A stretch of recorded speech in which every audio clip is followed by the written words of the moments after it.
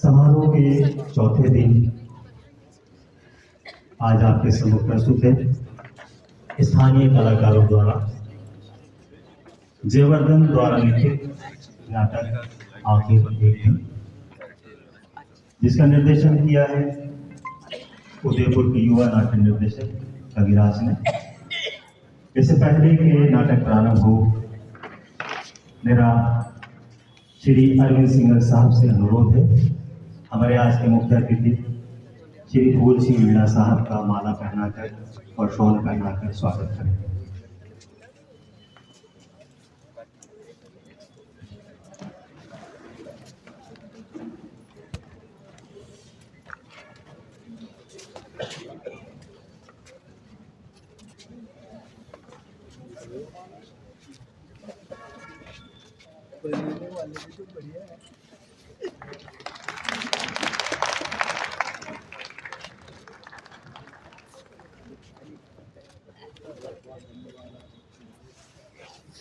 Sir, आपसे अनुरोध है, कृपया देवीलाल सावर साहब की तस्वीर को माला पहनाकर और दीप प्रज्वलित कराकर कार्यक्रम का शुभारंभ कराएं। फूल सिंह मीणा साहब, अरविंद सिंघल साहब, MS सिंघवी साहब, तेज राजदान साहब, प्लीज SP गौर साहब, मैडम रशिया मिश्रा, प्लीज आइए।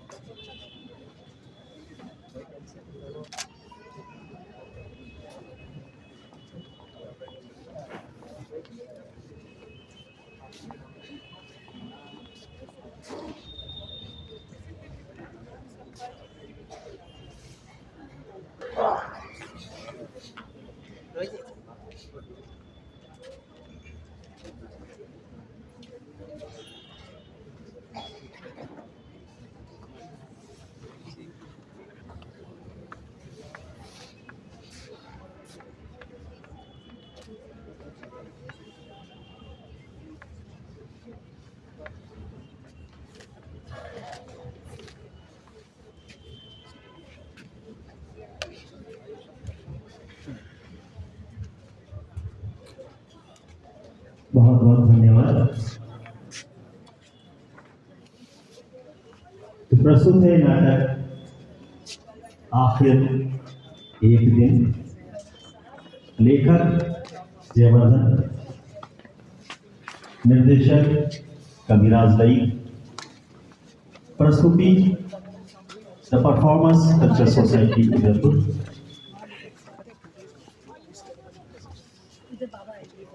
आखिर एक दिन।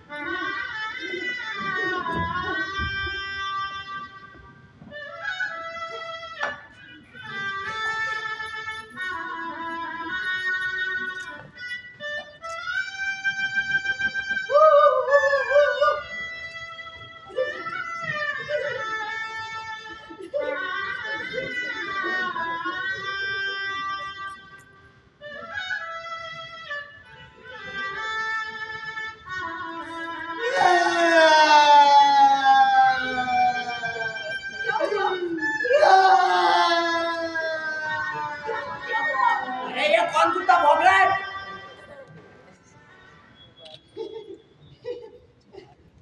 तुम बहुत सुंदर हो।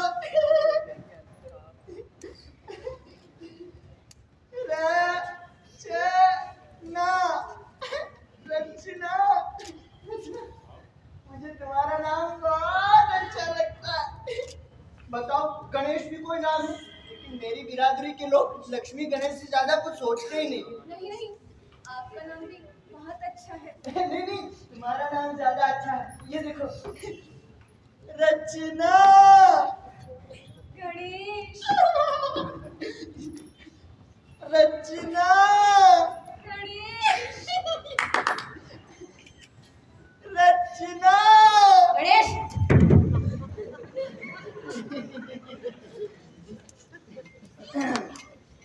अरे हाँ, तुम्हारे मामा जी बता रहे थे कि तुम खूब पढ़ी लिखी हो। लोग 15-20 साल तक लगातार कैसे पढ़ाई कर लेते हैं। मैंने तो 5वीं में पढ़ाई छोड़ दी थी, और मेरे पिताजी यमराज, उन्होंने तो दूसरी में पढ़ाई छोड़ दी थी। तुम सचमुच बहुत सुंदर हो। ये मेरे गोबर गणेश के पल्ले कहाँ पड़ गई? ना शक्ल ना सूरत। शादी के लिए तुमने हाँ कैसे कर दिया? मामा जी ने जहाँ बात पक्की कर दी तो कर दी। मेरे हाँ या ना कहने का तो कोई प्रश्न ही नहीं था। अच्छा अच्छा, ये लड़के भी कमाल के होते हैं। हाँ, खुद की शक्ल बंदर जैसी होती है, लेकिन हर किसी को गोरी चिट्ठी राजकुमारी चाहिए। अरे भाई, लड़की का भी तो कोई अरमान होगा, उसको भी तो राजकुमार चाहिए। मेरा मतलब है, वो खन्ना जी बता रहे थे कि तुम्हारे माँ और पिताजी बहुत पहले स्वर्ग सिधार गए थे। हाँ, मैं बहुत छोटी थी, मुझे तो शक्ल भी याद नहीं। अंदर से कुछ गिरने की आवाज आ रही है, तुम जाकर देखो। अरे नहीं, तुम चिंता मत करो, मैं जानता हूँ क्या गिरा होगा। बुढ़ियों को सड़क पर भी कुछ पड़ा दिखाई दे जाए तो उसे नहीं छोड़ते। ये तो फिर भी घर है, बाहर पिताजी देख लेंगे। दोनों अभी जाग रहे होंगे। और क्या, माँ सोना भी चाहेगी तो पिताजी उसे सोने नहीं देंगे। दहेज का फिर सामान चेक करेंगे।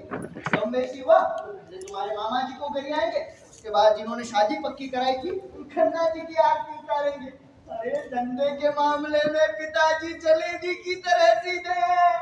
आज रात भर बैठकर जोड़ेंगे कि ब्याज से कितना नफा नुकसान हुआ है। हाँ। गलत बात, अपने पिताजी के बारे में ऐसी बातें नहीं करते हैं। अरे किसी बाहर के आदमी से थोड़े ही कुछ कह रहे हैं। अपनी बीवी से बात कर रहे हैं। इस घर में अब तुम्हें रहना है, इसलिए सबके बारे में जानना बहुत जरूरी है। देखो, माँ वही करती है और वही कहती है जो पिताजी कहते हैं। इससे मेरे पिताजी बहुत अजीब आदमी है। एक छोटी सी बात बताता हूँ, उसी से पूरा लेखा जोखा तुम्हारी समझ में आ जाएगा। एक दिन बंदी और चड्डी पहनकर मैं घर में घूम रहा था। मेरी चड्डी का नाड़ा घुटने तक लटक रहा था। अचानक मेरे पिताजी की नजर मेरे नाड़े पर पड़ी। उन्होंने मुझे अपने पास बुलाया और बताए क्या किया? नहीं बताए क्या किया? नहीं बताए क्या किया? नहीं। गाल पर एक चांटा कर दिया और बोला, नाला एक फुट नाड़ा छोटा नहीं ले सकता था। इतना पैसा बर्बाद करने की क्या जरूरत थी? उनके लाश नाक को कंगाल बनाकर छोड़ेगा। और पास पड़े चाकू को उठाया और गांठ बांधने भर कर नाड़ा छोड़कर बाकी कचाल से काट दिया।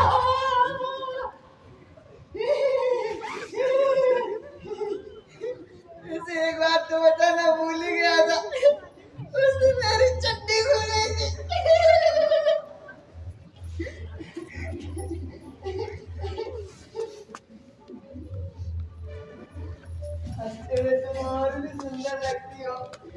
अरे ये तो कुछ भी नहीं, पिताजी की ऐसी ऐसी बातें हैं, वो भी तो हंसते हंसते पेट में दर्द करने लगेगा।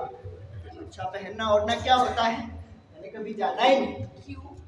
क्यों क्या, जरूरत पड़ने पर बाजार से मार्किन का पूरा थान आता था, उसी में से पजामा, कमीज, बंडी, घर के पर्दे, चादर, रजाई का कवर सब बन जाता था। अरे पूछते ही दर्जी था कल्लू, जो कभी नाप भी नहीं लेता था, बस पूछता था किसका लिया सिलना है। 6 साल की उम्र में मेरे लिए जो कमीज बनाई थी उसको मैं 11 साल की उम्र तक पहनता रहा। मैं बड़ा हो गया लेकिन कमीज बस से बस नहीं हुई। अच्छे कारीगर। जबरदस्त। आजकल ऐसे कारीगर देखने को कहाँ मिलते हैं।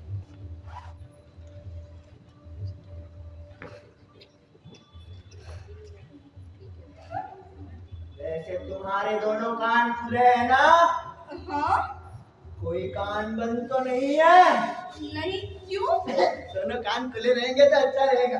एक कान से कुछ भी सुनोगे तो दूसरे कान से फटाफट निकल जाएगा। अरे लो, यमराज अभी तक जाग रहे हैं, अब किसी की खैर नहीं। गणेश की माँ,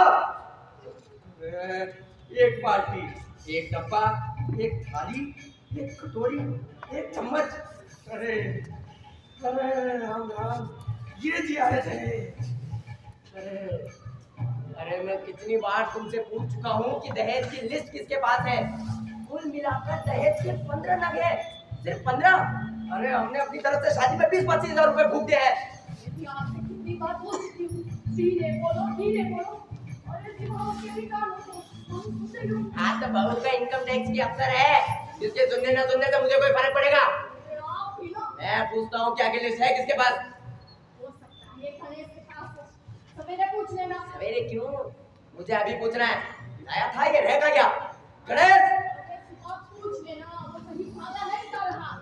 तुमसे जितना कह रहा हूँ उतना करो, फिर से बुलाओ उसे। हमें नहीं बुलाती इस समय। इस समय क्या लगा रखा है?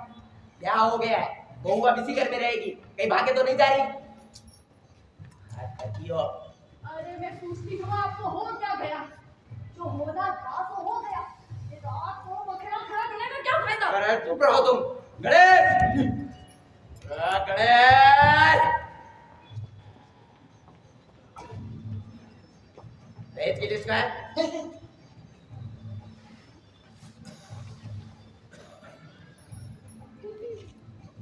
पकड़ो।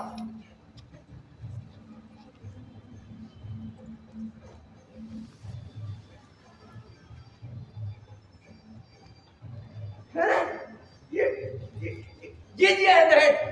सबके मामा बंदे हैं। अरे लड़की की शादी नहीं की है, घर पर से बोझ उतरा है, बोझ।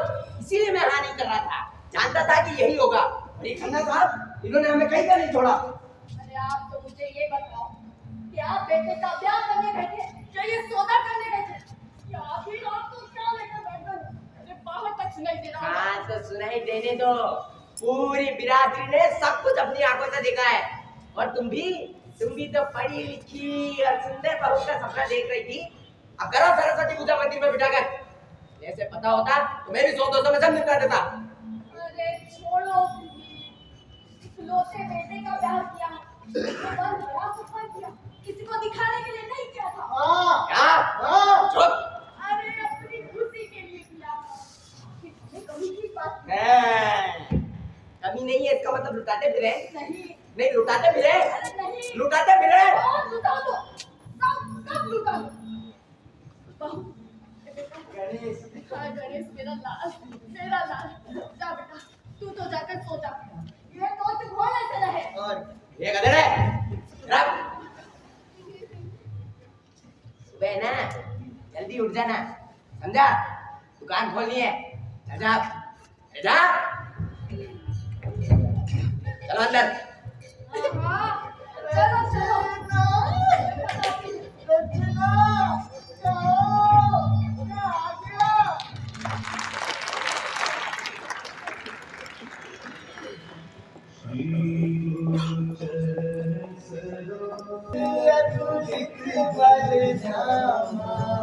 अंजलि पुत्र पवन सुत नामा।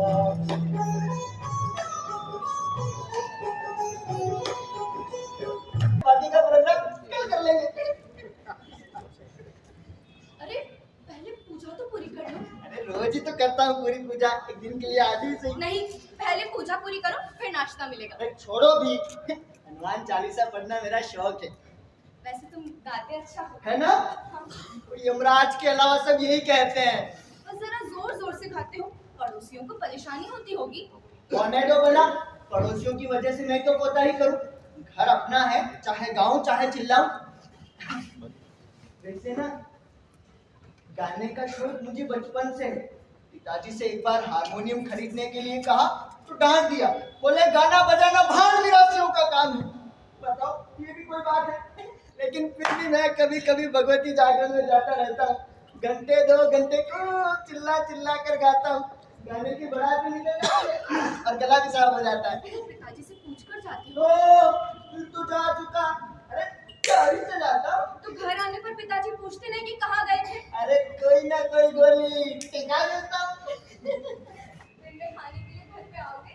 आना तो जरूर, मैं तो जाना ही चाहता, पर गणेश! ओ, आगे यमराज। यमराज हो गया तेरा बाप। अरे वही तो बोल रहा हूँ। धीरे बोलो। गणेश की माँ।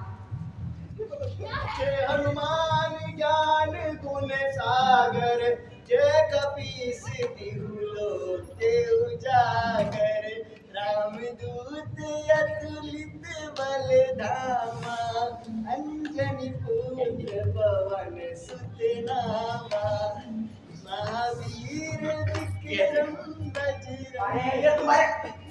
ये तुम्हारे कपूर पर असर हो क्या गया है? दिन चढ़े तक सोता रहता है और फिर हनुमान चालीसा लेकर बैठ जाता है। अरे रोज रोज दुकान कौन खोलेगा? उसका बाप। कुछ दिनों की ही बात है, सब ठीक हो जाएगा। इतनी बार समझाया है इस गधे के बच्चे को। क्या कहा? अरे गधे को, ये पूजा पाठ की उम्र नहीं है। लेकिन मेरी चिंता कौन है? महात्मा जी जैसे पूजा तो होते हैं, बड़े पूजा तो भेज देना। ठीक है, भेज दूंगी। हाँ। और सुनो, हाँ। जरा ना सोच समझ कर बोला करो। हाँ, ठीक है, अपना काम करो। ये। अरे हनुमान जी पेट पूजा कराने नहीं आएंगे। जय हनुमान ज्ञान गुण सागर, अरे पेट पूजा दुकान की कमाई से होती है, दुकान की कमाई से। जय कपीस तिहु लोक उजागर, आज को नमक की बुरिया क्यों देना? अभी जा दूंगी।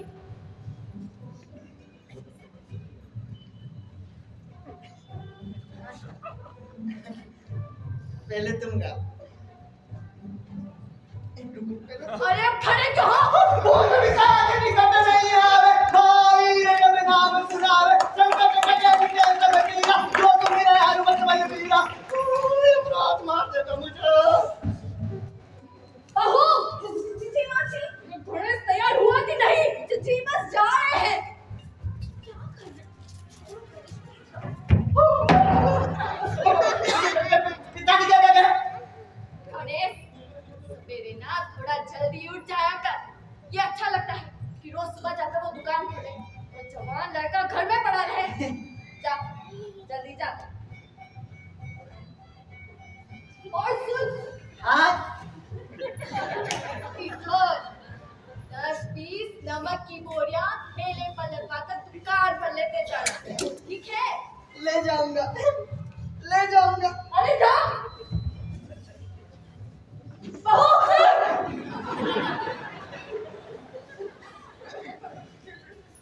घर में बैठेगी क्या मेरे? दूर खड़ी नहीं रह सकती। सुन, गणेश को ना जल्दी उठा दिया कर, काम धंधे में लापरवाही ठीक नहीं। जी माँ जी। जा, बैंगन काट दे। गणेश, वो पुत्र है कि नहीं? कौन है?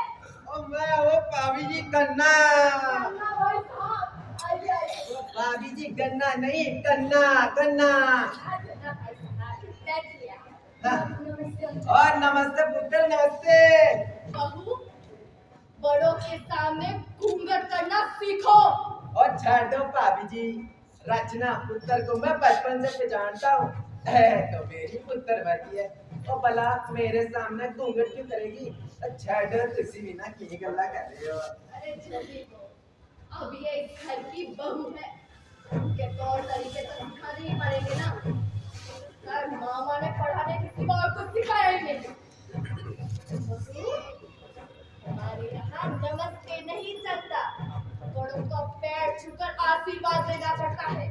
जी ना भाभी जी इसकी कोई जरूरत नहीं। ओ पुत्र रहने दे, मैं क्या रहने दे। ओ जिंदी रे पुत्र, जिंदी रे पुत्र रे। एक कप चाय ले आओ। पुत्र शक्कर कम रखो। और दसो भाभी जी। क्या बताएं भाई, आपने तो तारीफ के पुल बांध दिए थे। ए जी हाँ जी, अब बताओ भला, ये भी कोई सिखाने वाली बात होती है? और देखो भाभी जी, और बिना माँ के कोई क्या सीखेगा। ए जी मेरा भी ये आपकी बहू है। कहना क्या चाहते हो? और जी मेरा मतलब है चिंता करने की कोई गल नहीं थी। हौले हौले सब सीख जावेगी, मजबूरी में बेचारी कितने जावेगी। अब क्या बताएं, दूसरों के घर में कैसे रहा जाता है, आज तक इन्हें समझ नहीं आया, उसे कहाँ से समझ में आएगा, बताओ भला। हाँ जी हाँ। आप समझता समझ लीजिए, अगर आप बीच में ना होते ना तो ये शादी किसी कीमत पे नहीं होती। ए जी हाँ जी, अरे दान दहेज तो छोड़िए, कम से कम घर परिवार ही कायदे का होता है। ये देखकर एक मामा जी हैं जो रिश्तेदारी निभाने से रहे। और ना जी ना भाभी जी, ऐसी बात नहीं है। और मैं पहचानता हूँ उस बंदे नो, वो बड़ा ही चंगा है जी। और देखो भाभी जी, पैसों से कुछ कमजोर जरूर है, वो लेकिन दुनियादारी निभाने में पीछे नहीं है। हाँ जानते हैं, आपके कहने पर ये शादी के लिए मैंने सिफारिश करी थी, और देखो सारी मुसीबत मेरे सर पे आ गई है। अरे रात दिन सोते जागते ताने सुनने को मिलते हैं। दूसरा कहीं बाहर जाओ तो सबके सब बस एक सवाल करते हैं, क्यों जी इकलौते बेटे का ब्याह किया है, माल मत्ता क्या क्या मिला? क्या जवाब दे? अरे कुछ मिला हो तो जवाब देना। देख लो, अरे क्या फोड़ा? कुछ नहीं माँ जी।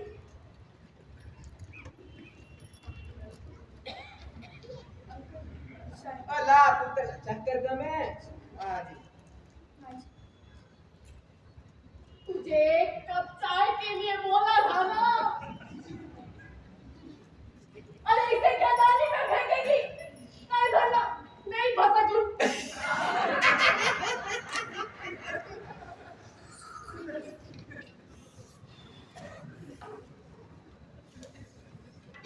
ओ पुत्र, गणेश भी दुकान पर है। और भाभी जी मेरा तो मानना है कि गणेश को अब दूसरा धंधा दे और फिटिया मुंह तेरे छोटी गल्ला दे सदमे लग जा दे। नहीं ना खाना। और ना जी ना, मैं कह रहा था ओ जी एक दुकान चलाने के लिए एक बंदा बहुत है, और बेमतलब दो लोग अपना टाइम क्यों खराब कर रहे हैं जी। आप ना भाई साहब, अरे नमक का धंधा करना कोई मामूली बात है क्या? किसी एक आदमी के बस की बात है ये भला? ओ हाँ जी हाँ, फिर नया धंधा शुरू करने के लिए पूंजी भी तो चाहिए। वो खैर दोनों पढ़ी लिखी बहू मिली है, ऐ सबसे बड़ी पूंजी है। कहते हैं कि घर में पढ़ी लिखी बहू आने से घर का कायाकल्प हो जाता है। तो जी बहू बच्चों को संस्कार देती है, क्यों जी? बात तो ठीक है, वैसे भगवान ने हमें पहले से ही सब कुछ दे रखा है, और तो है जी। पर मजाल है कि हमने मन में तरी की घमंड आने दिया। ना जी ना। अरे जब तक हाथ पैर हिल डुल सकते हैं तो नौकरों के भरोसे क्यों रहे? बताओ हैं? अब देखो, कहने को तो 3-3 मकान है अपने, पर क्या है ना, सारे इसी पुश्तैनी मकान में है। क्या है वो, ये घर बड़ा शुभ है। बाकी 2 मकान हमने किराए पर दे रखे हैं, अच्छा खासा किराया मिलता है इससे। बताओ भला, पैसों की कमी है क्या? जी सब रब दी मेहर है। अच्छा भाभी जी मैं चलता हूँ, सत श्री अकाल जी। सत श्री अकाल जी। सत श्री अकाल जी। हाँ जी। और जिंदी रे पुत्र, जिंदी रे प्यार अपने अपना पंजना दे विच सत श्री अकाल जी। हाँ जी। ओए कलियां को पीता फुलवारी बन के। ओ जी भाभी जी, जी दातू तो इतने ही भूल गया। हाँ जी हाँ, वो जी आलू के परांठे बने हैं, अब भिजवाता हूँ, नमक लगा के खा लेना। ओए आजा टोनी, मेरा का प्रोग्राम हो गया। ओए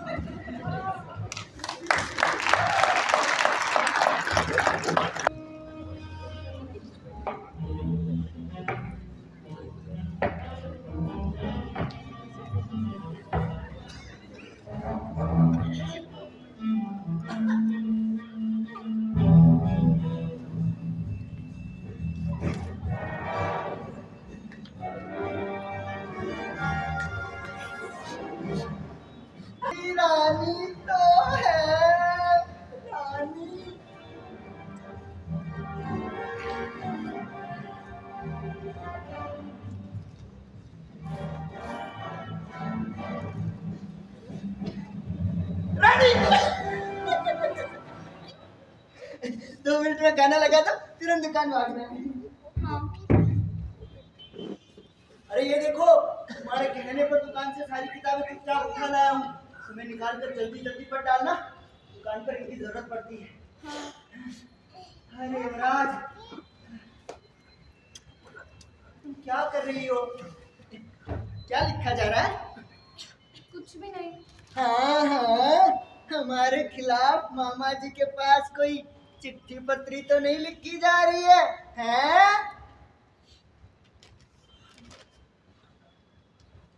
अरे ये तो कुछ कविता जैसा दिखाई देता है। तुम कविता लिखती हो? हाँ मेरा तो नाम ही रचना है, कुछ भी रच सके। नाम में तो कोई हर्ज नहीं है, पर मैं कह रहा था पर क्या क्या कविता लिखने में कोई हर्ष है भी और नहीं भी। पिताजी सुनेंगे तो नाराज होंगे। कविता लिखने पर नाराज होंगे? हाँ, भले घर की औरतें कविता नहीं लिखती है। तुम महादेवी वर्मा को जानते हो? नहीं, क्यों? ऐसे ही पूछो। अच्छा तुम बताओ कौन है? नहीं थी, और काफी भले घर की थी। ठीक है, रही होगी। मुझे क्या? अरे हाँ, पहले तुम इन किताबों को कहीं छिपा कर रख दो, माँ देखेगी तो कहेगी भला घर में इन किताबों की क्या जरूरत, यमराज की नजर से बचाकर चोरी से लाया हूँ। ये क्या उठा कर लाए हो? तुमने तो कहा था कुछ किताबें ला दो, खाली समय में खूब होती है, घर में बैठकर पढ़ूंगी। मैंने किताबों के लिए कहा था, बही खातों के लिए नहीं कहा था। ये तो दुकान के बही खाते हैं। क्या? हमारे यहाँ तो इसी को किताब कहते हैं।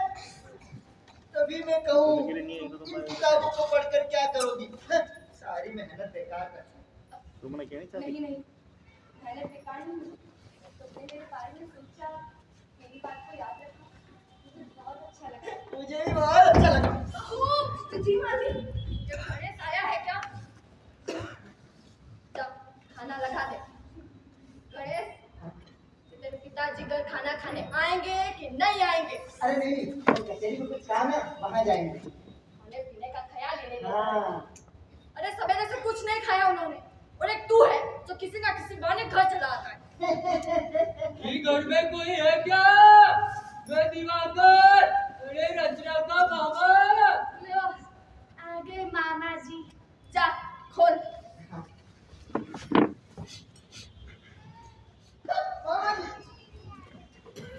आइए। खुश रहो, खुश रहो। हाँ ले लो बेटा। नमस्ते बहन जी, नमस्ते। बस सब बढ़िया बहन जी। दरअसल कुछ काम से इधर आया था, तो सोचा आप लोगों से मिलकर ही जाता हूँ। बड़ा अच्छा किया आपने, बैठिए। अरे क्या मजाक कर रही है बहन जी, आपको तो पता ही है मेरा और बैठना ना ना ना ना ना। वैसे अरे गणेश, वैसे रचना बिटिया कहाँ है? मामा जी,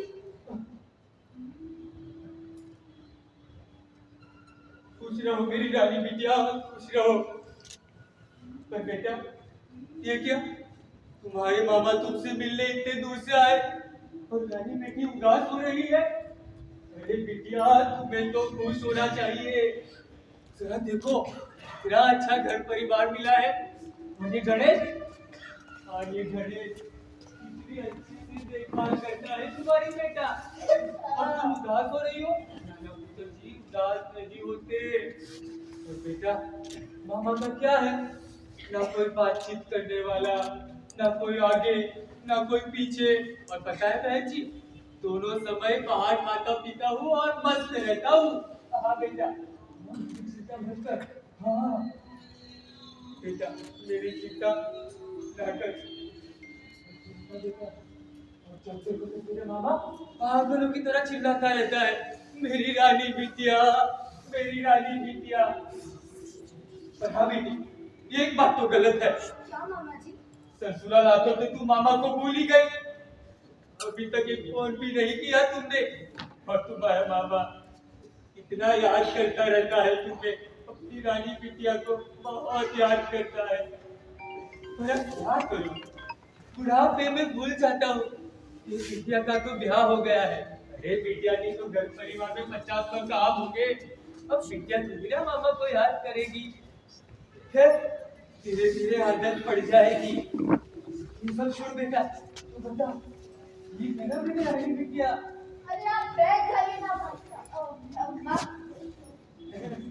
मैं अरे नाना बहन जी, भले बेटी के घर का तो हम पानी भी नहीं पी सकते और आप चाय की बात कर रहे हो। नाना बहन जी, आप कष्ट ना करें, बस आप लोगों से मिलने आया था, मिलकर चला जाऊंगा। वैसे गणेश, कैलाश नाथ जी कहाँ है? कहीं दिखाई नहीं दे रहे। जी वो दुकान पर है।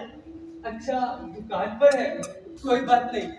कैलाश नाथ जी आए तो उनको मेरी तरफ से प्रणाम जरूर कहना। कहना कि दिवाकर मामा ना याद कर रहे थे। ठीक है बहन जी, अभी चलता हूँ। मामा थोड़ी देर रुकिए ना। ना बेटा, आज नहीं, कल तेरे मामा को कवि सम्मेलन के लिए उदयपुर जाना है। हाँ, भारतीय लोक कला मंडल में पहले जाकर पहुंच की तैयारी भी तो करनी है। आज नहीं बेटा, किसी दिन और आऊंगा तो आराम से बैठकर बातें करेंगे। ठीक है बहन जी, अभी चलता हूँ।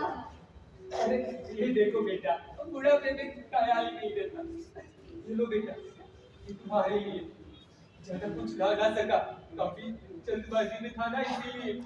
और हाँ बहन जी, अब तो अपना ही घर है, आना जाना तो लगा ही रहेगा। अभी चलता हूँ बहन जी, नमस्ते। चलिए चलिए, फिर आइएगा। आएंगे हाँ, फिर हाँ। आएंगे फिर आएंगे, अभी चलिए चलिए चलिए, चल क्या लाया मेरा मामा को?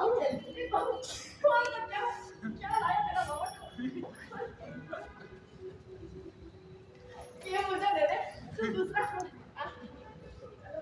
तो अच्छा लाया। क्या है? किताबें। किताबें? हे राम, तो पकड़ ऐसे खुश हो रही है महारानी जैसे किताबें नहीं, कुबेर का खजाना मिल गया हो। अरे रद्दी वाला एक किताब का चमन ही से ज्यादा नहीं देता। ये परियों के घर में नमूना कहाँ से आ गया? तू तो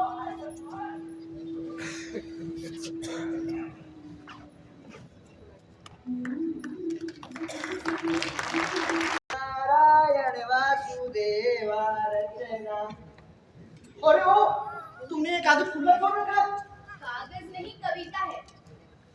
कुछ भी हो, यमराज की नजर पड़ गई तो सारे घर में कोहराम मच जाएगा।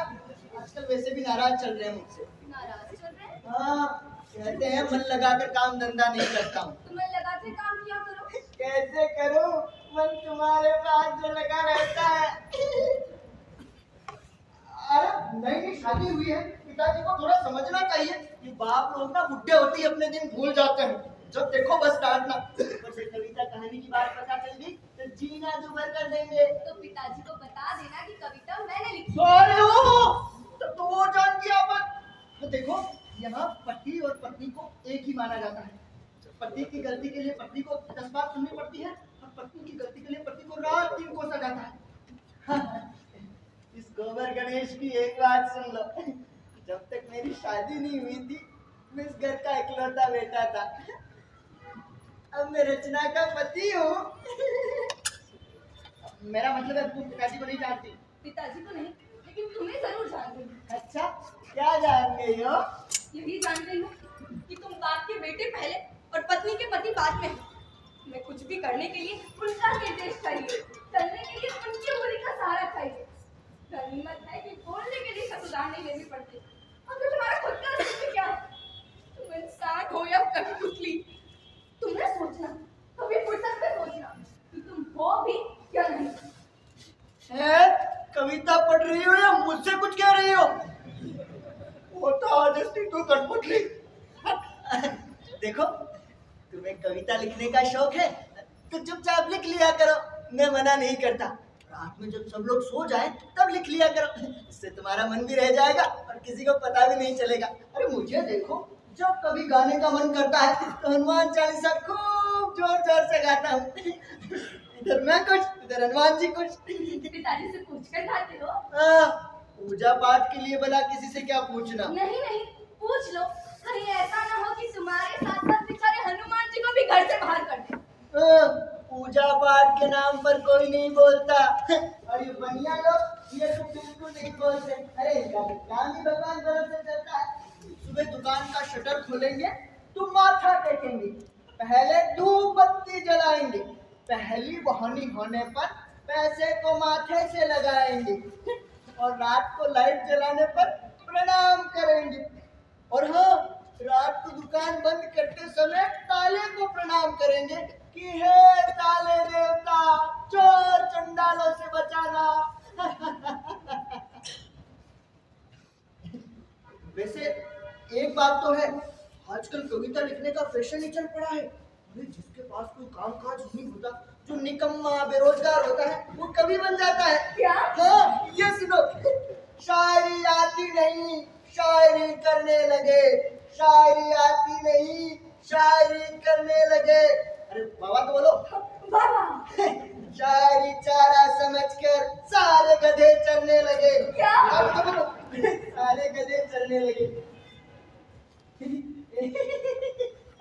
वैसे एक बात तो है, ये कवि लोग जब सम्मेलन में फर्राटेदार कविता पढ़ते हैं तो सुनने वाले पागल हो जाते हैं। अरे ऐसी वाहवाही मचती है जैसे पट्टे ने मैदान ला लिया हो। तुम्हारे लिए कवि सम्मेलन और दंगल में कोई अंतर नहीं है। मालूम नहीं? हाँ, इतना मालूम है, कविता लिखने लिखाने की खबर अगर यमराज को मिल गई तो घर में दंगल जरूर शुरू हो जाएगा। वैसे हाँ, एक तरकीब है इससे बचने की, जिससे तुम्हारा शौक भी पूरा हो जाएगा और यमराज को पता भी नहीं चलेगा। हाँ, तुम कविता लिखकर मुझे सुना दिया करो, उसके बाद फाड़ दिया करो, ना रहेगी बांस ना बजेगी बांसुरी। है ना अच्छी तरकीब? जी बहुत अच्छी है। फिर क्या, फाड़ दो? नहीं, मैं रचनात्मक विध्वंसात्मक नहीं। ओ भाई, तुम बहुत गाड़ी हिंदी बोलती हो। हाँ, अरे कम से कम ये देखकर बोला करो कि सामने गोबर गणेश है। हमारी भी उसके बदले नहीं पड़ती। क्या कर, मेरे संस्कार ही कुछ ऐसे हैं। है?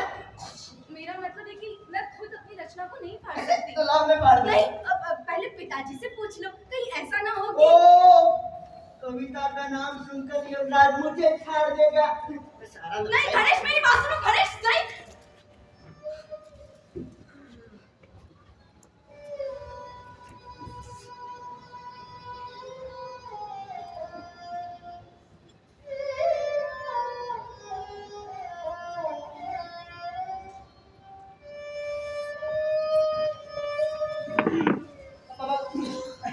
वैसे माँ तुम्हारी शिकायत कर रही थी, कह रही थी दिन भर कमरे में बैठकर किताब पढ़ती रहती हो, घर का कोई काम काज नहीं करती।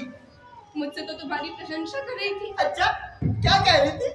यही कह रही थी हाँ? कि दिन चढ़े तक सोते रहते हो, तो पैर भी नहीं कि घर भाग आते हो। अगर पिताजी ना हो तो बहू हमारी तो दुकान ना खोले, धंधा चौपट होता जा रहा है। तुम समझाओ उसे कुछ वगैरह वगैरह। अच्छा, ये खेल चल रहा है, तुम्हारी शिकायत मुझसे और मेरी शिकायत तुमसे। अरे इतना बस चले तो मुझे नमक के गोदाम में दफना दे। बस बहुत हो चुका, अब जो मन में आएगा वही करूंगा। और पिताजी क्या कहेंगे? रत्ती भर परवाह नहीं मुझे उनकी। उन्होंने आज तक मेरा कोई शौक पूरा नहीं होने दिया। संगीत सीखा होता तो आज मैं भी एक कलाकार होता, जिसे सुनकर लोग वाह वाह करते। रचना, हमारे पास सब कुछ है सिवाय स्वाभाविक को छोड़कर। अगर ये मिल जाए तो मजा आ जाए। अच्छा हाँ, तुमने कविता लिखना किससे सीखा? मामा जी से। मामा जी बहुत जाने माने कवि हैं। अच्छा। रचना, तुम मुझे कविता सिखा सकती हो? धीरे बोलो, तुम्हारे पिताजी सुन लेंगे। अब भले घर के लड़के कविता थोड़ी लिखते हैं, ये सब तो भांड में राशियों के काम है। जो भी हो, अब मेरा मन कविता सीखने का है और मैं सीखूंगा। तुम सिखाओगी ना? अरे मुनि भी मैंने सिर्फ 2 महीने में सीख ली थी। ठीक है, सिखाओ। कविता लिखूंगी मैं और सुनाओगे तुम। तुम्हारा गला बहुत सुरीला है गणेश। सरस्वर पाठ में तुम श्रोताओं पर दुगना प्रभाव डाल सकते हो। अच्छा हाँ, वो कविता फाड़ने से तुम नाराज तो नहीं हो ना? नाराज नहीं, दुखी। बस ये समझ लो कि मेरी एक संतान पैदा होते ही मर गई।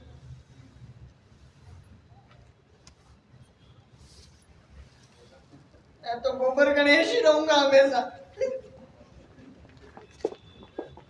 करते शादी देख रही है। आमदनी का पूछो मत, हजारों का बकाया पड़ा है और वसूली करने वाला कोई नहीं, इसके लिए भी मैं ही भटकता फिरो। अरे तो छुट्टी के दिन गणेश को भेज दो ना, कौन बोलता है आपको भटकने को। अच्छा, छुट्टी के दिन ये लाडला गर्मी छोड़ते हैं, सारा रवैया ही बदलता जा रहा है। दुकान में बैठा बैठा सुता रहता है ये है। सोता रहता है। मैं भी देख रही हूँ, रात भर कमरे में बल्ब जलता रहता है। हाँ, अरे बिजली का बिल आएगा ना तब मालूम पड़ेगा इन लोगों को। इसको कुछ भी समझाना बेकार है, निरावरक है। रात भर जाकर तो दुकानदारी हो चुकी, इस समय नमक की तेजा दुकान में बिल्कुल नहीं है। खाली समय में बैठा बैठा करता रहेगा, यूं नहीं कि थैलियों में नमक ही भर लो। अब देखो, मुझसे जितना बन पड़ता है ना तो कर देती हूँ। आपकी वो महारानी बहू दिन भर कमरे में पड़ी रहती है। अच्छा, हाँ, तू अकेले कमरे में करती क्या? अरे वो मामा किताबें दे गया था ना, दिन भर उसी में पड़ी रहती है। न जाने उन किताबों में ऐसा क्या रखा है, बहुत सुख दे रही है ससुराल वालों को। सोचा था बहू के आने से मुझे घर के काम काजों से छुटकारा मिलेगा, लेकिन देखो आज भी चूल्हा चौका मुझे ही करना पड़ रहा है। राम राम राम राम। अभी सिर्फ कुछ महीने ही हुए हैं और इनके नखरे देखो। एक खाना साहब, इनको पता नहीं इस लड़की में ऐसा क्या दिखाई दिया था कि इसके तारीफ करते करते नहीं थकते थे। अरे कुछ नहीं, पुरानी दोस्ती निभाई गई है बस। अरे इतनी उम्र बीत गई है, पर मैंने आज तक कभी किसी को लड़की के लिए ससुराल में किताबें भेजते न देखा न सुना, ये पहली बार सुन रहा हूँ। अरे ये मामा है ना, ये तो पहले से ही बहुत चालाक लगता है। मुझे भी एक बार आकर फर्ज अदायगी कर गया, दूसरी बार जागने तक नहीं आया। कन्हुआ कहेगा, अरे अरे पहली बार लड़की के ससुराल जाने पर हजारों की चपत लगती है, और ये 10-20 रुपए का फल फूल और 2-3 रुपए की किताबें पकड़ा के छुट्टी ले ली। बहुत कंजूस मामा बता रही। अरे मामा ऊपर चला आया, यही कम किया क्या? साथ में सेब केले भी ले आया। चलो इसी बहाने हमने केला सेब खा लिया ना, यहाँ केला सेब देखने को कहाँ मिलता है। हाँ ये बात भी है। क्या? पता है आज मैंने बहू को अच्छा सा सुना दिया। अच्छा, हाँ, क्यों? बताओ भला, बिना नहाए धोए महारानी रसोई में घुसी जा रही है। मैंने भी कह दिया कि ये बिना नहा धोए कहाँ घुसी जा रही है, ये रसोई है, रसोई गुसल खाना नहीं, ये नहाओ जाकर फिर घुसना। अरे भाई, ये पढ़े लिखे लोग जूता चप्पल से परहेज नहीं करते। हाँ, ये तो उनके साथ खाते पीते हैं।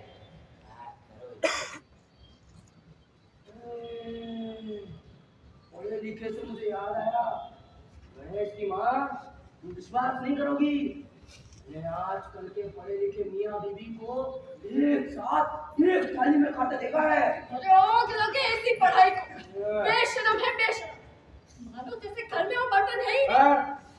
अरे एक बर्तन में भी तो बारी बारी खाया जा सकता है ना। पहले पति को खिला दो, खुद खा लो, लेकिन नहीं, संतोष हो तब ना। हाँ खैर, दुनिया की छोड़ो, फिक्र करो अपनी रचना की। नाम मत लो मेरे सामने, चिढ़ हो गई है मुझे इस नाम से। अरे अरे इतने देवी देवता है, लेकिन कोई नाम नहीं मिला उन्हें अपने को। ये क्या नाम है? रचना। अरे अरे नाम तो हमारे हैं, शंकर, पार्वती, गणेश। घर में 10 रुपए किलो। अरे सुबह दुकान क्यों खोलोगी जाके? बातों के अलावा फुर्सत मिलती तुमको? आए तुम, चलो अंदर, ये करा लो इनको। अरे चलो चलो चलो।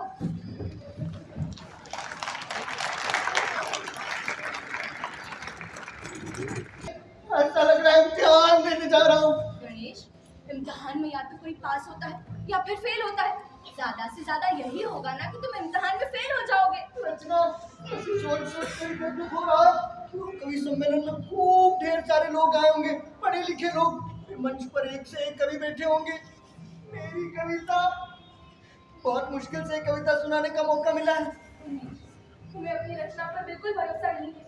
देखो मैं एक जाने माने कवि की शिष्या हूँ, ज्यादा नहीं। मैं तुमसे सिर्फ इतना कहूंगी कि अगर तुमने आज मेरी कविता पूरे आत्मविश्वास के साथ सुना दी तो आज के कवि सम्मेलन में ये कविता किसी से कम नहीं अरे पड़ेगी। वही आत्मविश्वास ही तो नहीं जाग रहा है। गणेश, तुमने बहुत अभ्यास किया है और तुम्हारा गला भी बहुत सुरीला है। मानता हूँ, मगर फिर भी ना जाने क्यों हिचक हो रही है। गणेश, तुमने वो सुना है, गिरते हैं शेर सवारी मैदान जंग में, उन तो फिर क्या गिरे जो घुटनों के बल चले। मेरे कहने का मतलब यह है कि बिना हिम्मत और जुनून के कुछ भी पाना मुश्किल है। दरअसल रचना, अधिकतर लोग मुझे यहाँ जानते हैं, इतना बन ठन कर जा रहा हूँ। सब कहेंगे नमक बेचना छोड़कर कविता सुनाने आया है कलमुआ। क्यों, नमक बेचने वाले कवि नहीं हो सकते? हो सकते हैं, लेकिन सब जानते हैं कि मैं सिर्फ 5 ही पास हूँ। गणेश, बहुत सारे अनपढ़ कवि हुए हैं जिन पर पढ़े लिखे शोध कार्य कर रहे हैं। रचना, छोड़ो, आज नहीं जाता ना, फिर किसी दिन जाऊंगा। खूब तैयारी करके जाऊंगा, शहर के बाहर के कोई सम्मेलन में जाऊंगा। वहाँ किसी को पता भी नहीं होगा कि मैं नमक बेचता हूँ या पेट हाथ हो जाता। खड़े हो, इधर खड़े हो मेरे सामने। मेरी सिर्फ 3 बातें सुन लो, फिर तुम्हारे जो जी में आए वो करना। पहली बात, गणेश ये फिर कभी नहीं आता है। दूसरी बात, अपना शहर अपना ही होता है। बाहर वाले जब भी बुलाएंगे तो किसी नामी कवि को बुलाएंगे, तुम्हें तो बुलाने से रहे। और तीसरी बात, जब यही सब करना था तो क्या जरूरत थी तुम्हें कविता सीखने की? जब तुमने मुझसे कहा कि इस घर की बहू के लिए कविता लिखना और पढ़ना मर्यादा के विरुद्ध है, तो मैं मन महसूस कर रह गई। लगा कि जैसे मेरी इच्छाओं का गला घोट दिया गया है। पर जब तुमने कविता सीखने की बात की तो मुझे आशा की एक किरण दिखाई दी। मुझे लगा कि अब तुम्हारे माध्यम से मेरी कविता लोगों तक पहुंचेगी, जीवित रहेगी। पर आज मैं अपने आप को फिर से लाचार और असहाय महसूस कर रही हूँ। रचना, फिर मैं क्या करूं? बचपन से भीड़ देखकर मेरे पैर कांपने लगते हैं और गला सूखने लगता है। मंच पर की आवाज ही न निकली तो बनताधार हो जाएगा। तुम संगीत सीखकर क्या करते गणेश? मेरी बात सुनो, हर कलाकार को दर्शकों का सामना करना ही पड़ता है। कि जो दर्शक होते हैं ना, वो भी हमारी तरह इंसान ही होते हैं, जो कला का और कविता का आनंद लेने के लिए आते हैं। हर कलाकार को मंच पर आने के बाद यही सोचना चाहिए कि इस समय मैं इस मंच का राजा हूँ। मुझे ये एक अपॉर्चुनिटी मिली है, मुझे ये एक अवसर मिला है, जिसका मैं सदुपयोग करूँ। बाद में धीरे धीरे आदत पड़ जाती है। आज तुम्हें दर्शकों के नाम पर घबराहट हो रही है, पर कल तुम खुद बिना दर्शकों के रह नहीं पाओगे। बिना वाह के तुम्हें खुद मजा नहीं आएगा। तो मैं जाऊं? तो घंटे भर से और मैं क्या कह रही हूँ?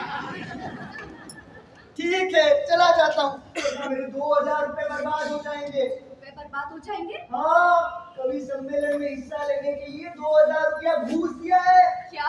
हाँ, वो कसम से। अरे मुझसे कहने लगा, यहाँ बच्चों की अंतराक्षरी नहीं हो रही है, एक से एक गाने वाना कवि आएंगे। मैंने पूर्ण अपनी कविता सुना दी। शमशान ने सुनकर बोला, बड़गोदार, कविता तो बहुत अच्छी है, सॉरी तो नहीं है।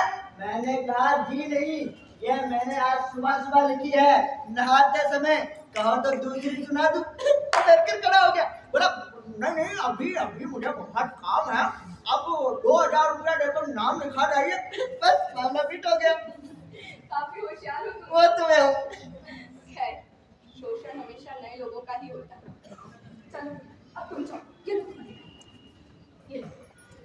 जाऊँ? हाँ जाओ। अच्छा सुनो। हाँ? तुम ना वाह सबके साथ में करना, सादा वाह भी मत करना, ताड़ कर मत हंसना। और हाँ, अपनी कविता सुनाने से पहले सभी सुधीजनों को प्रणाम जरूर करना। ये कौन होते हैं? सुंदर श्रोताओं और विद्वान कवियों को सुधीजन कहते हैं। अच्छा, तुम देखो कि माँ कहाँ है? हे भगवान, बचा लेना कविता, बचा लेना। माँ जी यही बाहर है। मर गए, अब क्या करें? क्या? गणेश, बहुत लेट हो गया है, अब तक तो तुम्हें वहां पहुंच जाना चाहिए था। नहीं, चलो तुम जाओ। नहीं कुछ। ठीक है, चलो।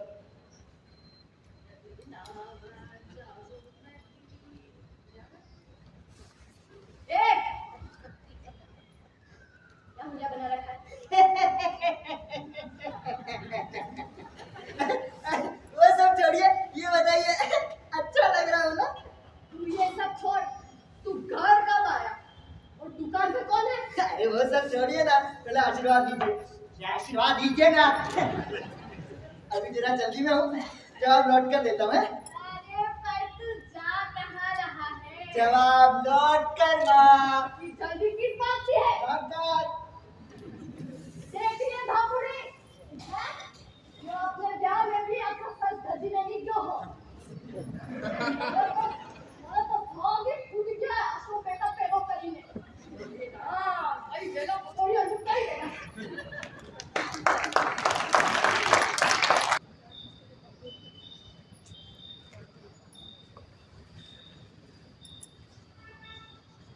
बहू, बहू, गणेश आया? नहीं आया। भगवान, अरे इतनी रात तक बाहर क्या कर रहा है? मेरे इतना सच के गया है। अरे कहीं उल्टा सीधा शोधना पा लिया हो इसने। बड़ा मनमोजी होता जा रहा है। जानते हैं, दुकान पर ग्राहकों की भीड़ लगी थी। अरे पिताजी को अकेले छोड़कर कहाँ चला आया? नालायक कहीं का। अब तक तो आ जाना चाहिए था। काफी रात हो गई है। अरे इतनी रात कहाँ बेकार होगी? ये बेकार कब मारा होगा? माजी आप टेंशन मत लीजिए, आप जाकर सो जाइए, आपका बीपी हाई हो जाएगा। अरे अब मुझे कहाँ नींद आएगी? और तू भी कब तक इंतजार करेगी उसका? जा सो जा जाकर। जी। रुक। जी, तुझे कुछ बता कर गया है? जी, सच सच बता, कहाँ गया है? तुझे मेरी कसम। जी, जी, जी वो कवि सम्मेलन में गए हैं। क्या? कवि सम्मेलन में गया है?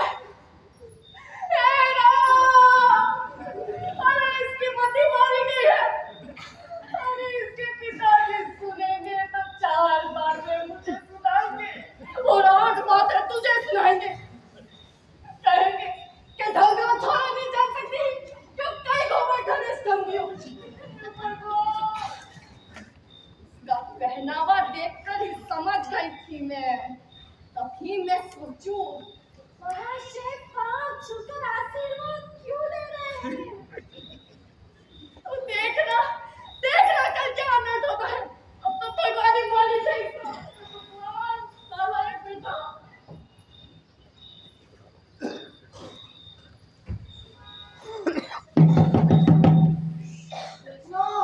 कौन? मैं गणेश। दरवाजा खोलो। माँ जी यहीं बाहर होगी। अरे अब क्या करें? एक काम करो, यहीं से अंदर आ जाओ। ठीक है, ले लो। संभालना, गिर ना जाओ। हाँ, गिर ना जाओ। हाँ आ जाओ। हाँ। हाँ। घर की शांति व्यवस्था कैसी है? अभी तो शांति है, व्यवस्था का सुबह पता चलेगा। अच्छा हाँ, मेरे बारे में किसी ने कुछ पूछा तो नहीं? पूछा था। क्या? यही कि कहाँ गया है। फिर क्या? मैंने कह दिया कि कवि सम्मेलन में गए हैं। क्या? ओह, क्या हुआ? कुछ नहीं आंटी, वो चूहा आ गया था। चूहा? अरे हमारे घर में कभी चूहा नहीं आया रे, इसलिए कहती हूँ कभी में ले जाकर खाना और खाया करो। माँ जी आप टेंशन मत लीजिए, मैंने उसको मार दिया। मार दिया? नहीं माँ जी, मेरा मतलब था कि मैंने उसको भगा दिया। अरे बहू, हमारे कमरे में आ जाएगा रे बहू। अरे नालायक बेटे की नालायक बहू। तुम और तुम्हारी माँ खा गए मेरे को। अरे देखना, कल का दिन मेरे लिए बहुत मनहूस होने वाला है। तुम्हें नहीं बताना चाहिए था। मालूम था तो क्यों ना बताती? अरे झूठ नहीं बोल सकती थी क्या? मैं झूठ नहीं बोलती। हाँ, बहुत अच्छा करती हो। और झांसी की रानी तुम्हें मरवा दिया। झूठ बोल जाती तो पता नहीं क्या बिगड़ जाता। और कसम खाने के बाद जो बिगड़ता। है? ये सब छोड़ो, ये बताओ कि वहाँ सब कैसा रहा? तो पूछो मत, वहाँ भी तहलका ही मचा था। मंच पर बैठे बैठे 100 बार हनुमान चालीसा का पाठ कर गया। हे हनुमान ज्ञान गुण सागर जय कबीर। मुद्दे पे आओ। हाँ, मेरा नंबर आने पर सब हंसने लगे, लेकिन मैंने किसी की परवाह नहीं की। बनिया पुत्र हूँ, मुझे अपने 2000 रुपए याद आने लगे। फिर क्या, मैंने ताव में आकर आलापना शुरू कर दिया। अचानक सब लोग शांत हो गए। हाँ, एक गलती हो गई थी। क्या? कविता पढ़ते समय मैंने आंखें बंद कर ली थी। फिर? अरे फिर क्या, कविता सुनकर जैसे ही आंखें खुली तो देखा कि लोग तालियां बजा रहे हैं। तुम वहां होती, तुम्हें सब ये देखकर बहुत अच्छा लगता। सच? बधाई हो। कानों में, मेरे कानों में तालियों की गड़गड़ाहट अभी तक गूंज रही है। चलो, मेहनत सफल रही। हाँ, अच्छा हाँ, वो आदमी वो घूसखोर मिला था, कह रहा था अगली बार आप जरूर आइएगा, अब आपसे पैसा नहीं लूंगा। अच्छा रचना, ये हंसोर क्या होता है? जब मैं कविता पढ़ रहा था तो कुछ लोग हंसोर हंसोर चिल्ला रहे थे। मेरा नाम तो गणेश है। अच्छा, once more। मतलब ये कि एक बार फिर से सुनाइए। लेकिन मैं तो चुपचाप बैठ गया। कोई बात नहीं गणेश, आज मैं बहुत खुश हूँ। तुम्हारे माध्यम से मेरी कविता लोगों तक पहुंची, वरना मैं तो मर ही जाता। फिर तो इस रचना की, किसी रचना का कोई अर्थ नहीं होता। शुक्रिया गणेश। चलो अब सो जाओ, देखते हैं सुबह क्या होता है। अरे होना क्या है, यमराज को जैसे ही पता चलेगा चिल्लाता हुआ आएगा, गणेश की माँ, गणेश की माँ, गणेश की माँ, गणेश की माँ। अरे क्या हुआ, क्यों चिल्ला रहे हो? गणेश, गणेश कहाँ है? अपने कमरे में होगा। बुलाओ, अभी कभी बुलाओ, और बहू को भी बुलाना। गणेश, बहू। अरे पर बात क्या है, कुछ बताओगे भी? अरे चुप रहो। गणेश, अरे गणेश।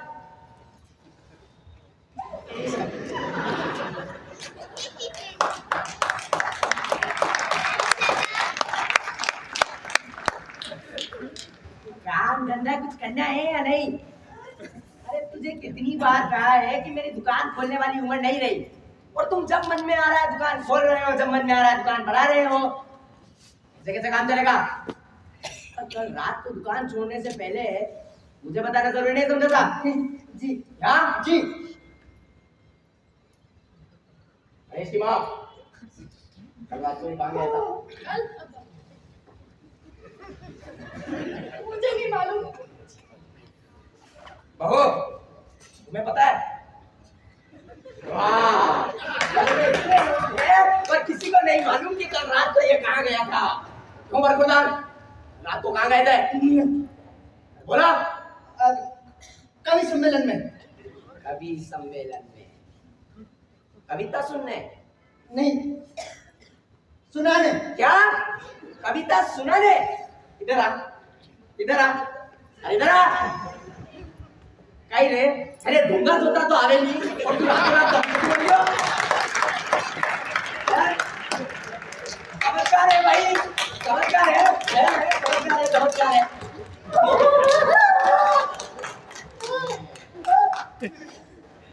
अच्छा मान लो कि अगर रातों रात कवि बन गए तो अपने माँ बाप को बताना जरूरी नहीं समझोगे? देखो जी, गणेश साहब बच्चा नहीं है। अरे एक दिन बाहर क्या रह गया, कौन सा पहाड़ टूट पड़ा है? क्या सारी उम्र आपकी वो नमक की दुकान पर काट है? तुम चुप रहो, तुम्हारी वजह से ही नहीं है। क्या हुआ मेरी वजह से? तो कहा ना चुप रहो। नहीं नहीं, बिल्कुल नहीं। आखिर किया क्या है इसने? अरे पूछो क्या नहीं किया है इसने। जहाँ जाओ बस इसी के बारे में सुनने को मिल रहा है, और तो और इनकम टैक्स के बड़े साहब भी इसके बारे में बोल रहे थे। अरे गणेश, अरे नालायक, रात भर बाहर घूमता रहता है। क्या किया तूने? बोल क्या किया रे? झूठ बोल रहा है, सरासर झूठ। ये झूठ बोल रहा है? हाँ ये झूठ बोल रहा है? हाँ। तो आप बताओ ना, क्या किया इसने? ये पहेलियां क्यों पूछ रहे हो? क्या किया? बोलो। अरे पूछो क्या नहीं किया इसने। अरे इसने वो काम किया है जो इस खानदान ही नहीं पूरी बिरादरी में कभी किसी ने ऐसा काम नहीं किया होगा। अरे नालायक, तेरे तो लक्षण ही खराब हो गए। बोल क्या बोलता क्यों नहीं है? बोल। एक मिनट यार, गुड़ खा के मुंह मीठा करो बेटे, शाबाश। अरे तुम्हारी मर्जी मारी गई है। अरे गुड़ खा के मुंह मीठा करो। अरे तुम्हें हो क्या गया है? अरे मुझे कुछ नहीं हुआ है, इसने कविता सुनाकर वो काम किया है जो मेरा नमक का व्यापार भी न कर सका। अरे इनकम टैक्स के बड़े साहब हम पर मेहरबान हो गए हैं। हाँ, और गणेश को अपनी कोठी पर बुलाया है। अरे गणेश मेरे नाम तो छुपा रखता निकला है। सच में मेरा बेटा है, मेरा बेटा, हाँ, मेरा बेटा। बड़े साहब भी यही कह रहे थे। बड़े साहब भी यही कह रहे थे कि आपका गणेश जो है छुपा रखता बन गया है। मेरा बेटा, मेरा बेटा।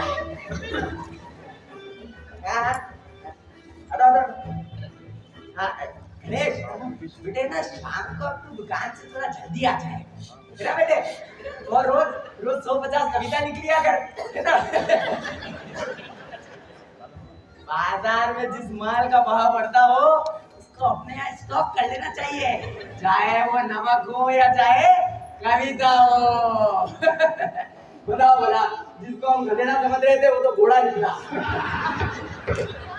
जिसको थोड़ा वो खजाना निकला। ये कविता कहानी में ना दिमागी कसरत बहुत लगती है। रात को इसके सर पर बादाम का तेल लगा दिया अरे बेटे वो बड़े साहब को सिर्फ कविता ही मत सुनाते रहना, है ना बेटे? वो अपने पुराने वाले मामले के बारे में भी जरा बात करना। हाँ, है ना बेटे? हाँ, जाओ। अरे खुश रहो, जाओ।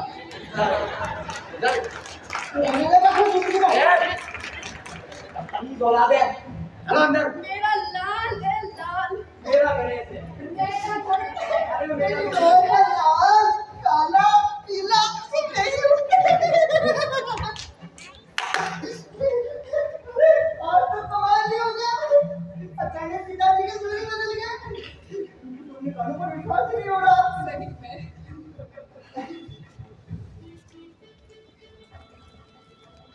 इस मिठाई की असल हकदार तो तुम हो। Thank you. कहाँ जा रही हो? नहीं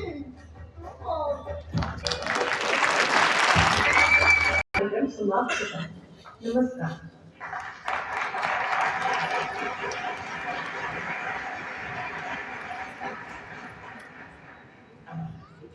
वाह। पार्वती देवी जी आजकल चारों तरफ अपने गणेश की धूम है, और इनके अखबार में बड़ी सी फोटो भी छपी थी। मार्केट के सारे लोग मुझे अखबार लाकर दिखाते रहे। हम तो चाय पिला के मैं थक गया, इसे भी बर्बाद जरूर हो रहे थे, लेकिन सुन के बड़ा अच्छा लग रहा था। जो ससुरे पहले मुझे देखकर मुंह फेर लिया करते थे, अब अगर मुझे 4 बार देखते हैं तो 4 बार भाग रहा करते हैं। सब समय की बात है। हाँ, उगते सूरज को तो दुनिया पूछती है। सही बात है। मेरा गणेश तो मुझे बचपन से ही बड़ा होनहार लगता था। मुझे भी। आप ही हैं जो उसको हर दम गधे का बच्चा, उल्लू का पत्थर, नालायक कहा करते थे। आप होकर गधे का बच्चा तो उसको कह सकता हूँ। अरे बात सोच समझ कर बोला करो। अभी बाहर गणेश की बहुत इज्जत है, कोई सुनेगा तो क्या सोचेगा? हाँ, वैसे मेरी एक बात जरूर मानो, गणेश में ये अचानक बदलाव ना चाह के बाद आया है। बाकी अपनी बहू तो लक्ष्मी है, लक्ष्मी। अरे इस घर की ये लक्ष्मी तो तुम हो। अरे आप भी ना। वैसे इस लक्ष्मी का एक कहा मानोगे? वो क्या है ना, बहू की तबीयत ना ठीक नहीं रहती है। पूरे घर में नमक की महक और सीलन भरी रहती है। कहीं कोई गोदाम ले लो, नमक की बोरियां बाहर रखा दो। अरे मिलने जुलने वाले भी आते हैं, अच्छा नहीं लगता।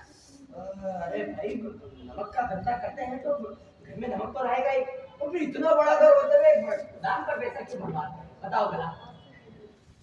पैसा क्या आदमी की जान से बढ़कर हो गया है? अरे कैसी बातें कर रही हो? इतने समय से तो हम इस घर में रह रहे हैं, हमें तो कभी कुछ नहीं हुआ। जो जी में आए करो, किसी की ना सुनने की तो कसम खा रखी है। अरे यार तुमसे तो बात करना ही बेकार है। सुबह दिमाग खराब कर दिया तुमने बस। कैलाश दास जी, अरे कैलाश दास जी, अरे नमस्ते कैलाश दास जी, नमस्ते। बैठिए बैठिए बैठिए। अरे क्या मजाक कर रहे हो कैलाश दास जी, आपको तो पता है ना मेरा और बैठना ना ना ना ना ना सच में कैलाश दास जी, जी, जी, जी। बच्चे जब तरक्की करते हैं तो खूब अच्छा लगता है। हाँ। और वैसे भी तो गणेश की मार्केट में खूब चर्चा है। हाँ। अरे जाना माना कभी बन गया ये बात आपने बिल्कुल सही कही। लेकिन कैलाश नाथ जी, मैं कह रहा था अगर आपकी अनुमति हो तो क्या कुछ दिन के लिए मैं रचना को अपने साथ घर ले जाऊं? सुना है उसकी तबीयत ठीक नहीं रहती, कुछ दिन मामा के साथ घर रहेगी तो उसका भी मन बदल जाएगा। अब दिवाकर जी देखिए, आपकी बात तो एकदम सही है, लेकिन वो क्या है, जैसे इतने दिन वैसे कुछ दिन और सही है ना, आप समझ सकते हैं। वो क्या है ना, आजकल गणेश के भाव बहुत बढ़ गए हैं। क्या बढ़ गए हैं? मतलब गणेश की भागदौड़ बहुत रहती है। हाँ। तो अगर रचना बिटिया साथ में रहेगी तो उसका मन बहला रहेगा। हाँ वैसे आपकी बात तो सही है, अब गणेश जाना माना कवि बन गया है, भाग दौड़ तो बढ़ ही जाएगी। कोई बात नहीं, जैसा आप ठीक समझे। हाँ। वैसे मेरी रानी बिटिया है कहाँ? जाकर एक बार उससे भी मिल ही लेता हूँ। हाँ वो अपने कमरे में है, जाइए। जी। हाँ। रचना, रचना बेटा, ना ना बेटा, मैं तुम्हें जरूर, तुम खुश रहो बेटा। आज तो मैं सोच कर ही आया था कि मेरी रानी बिटिया को मेरे साथ घर लेकर ही जाऊंगा, पर तुम्हारे ससुर कैलाश नाथ जी माने ही नहीं। कहने लगे कि रचना को अभी कुछ दिन यहीं पर रहने दीजिए, अरे बाद में कभी ले जाना। अब क्या बताऊं बेटी, कैलाश नाथ को बोला मैं कैसे मना कर सकता हूँ। कोई नहीं, जैसा वो ठीक समझे, अरे कुछ दिन और ही सही। और बेटी हाँ, तेरा जब भी मन करे ना तू घर आ जाया कर, और हाँ साथ में गणेश को भी लेकर आना। उनको फुर्सत ही नहीं मिली। हाँ गणेश को कहाँ फुर्सत मिलेगी, अरे गणेश तो अब जाना माना कवि बन गया है, कहाँ फुर्सत होगी। कोई बात नहीं बेटा। एक बात बताओ, मेरी गुड़िया रानी सिर्फ 6 महीने की थी, सिर्फ 6 महीने की, तब उसके माता पिता का देहांत हो गया था। तब से लेकर आज दिन तक मैंने ही तुम्हें पाल पोस कर बड़ा किया बेटा, और तुम्हारी जिम्मेदारी मैंने उठाई रचना, मैंने उठाई। पर हाँ, मुझसे जितना बल पड़ता था मैंने किया तुम्हारे लिए, हाँ किया। और पता है बेटा, शादी से पहले बहुत से लोगों ने मुझे ये तक कहा कि लड़का अनपढ़ है, अरे कम पढ़ा लिखा है, तो मुझे तो विश्वास ही नहीं हुआ। और देख बेटा, तेरा भाग्य ना बहुत प्रबल है कि तुझे ऐसा घर परिवार मिला। अब देखो, गणेश अनपढ़ है तो क्या हुआ, अरे कम पढ़ा लिखा है तो क्या हुआ, आज वही गणेश अरे जाना माना कवि बन गया है, कवि। सच में मेरी बिटिया रानी बहुत अच्छी कर्म करे होगे तुमने, तुम्हें ऐसा घर परिवार मिला, बहुत अच्छे नसीब लेकर आई है मेरी रानी बिटिया, बहुत अच्छी। मामा जी, मेरे विचार से व्यक्ति अपने भाग्य को अपने कर्म से काफी हद तक बदल सकता है। क्यों बिटिया, अब कविता छोड़कर दार्शनिक बनने का इरादा है क्या? नहीं मामा जी, रचना कभी कविता से अलग हो ही नहीं सकती। ऐसे कैसे मान लूं? गणेश, शादी के बाद तुमने मामा को कुछ भी सुनाया होगा तो विश्वास हो जाता, इससे विश्वास नहीं होगा। अरे अब गणेश को ही देख लो, अरे काम धंधे के साथ साथ कविता लिखता है, अरे झगड़ा कवि बन गया है। अरे बेटा, संकट का कुछ असर तो होना चाहिए। असर है ना मामा जी, लीजिए सुनिए।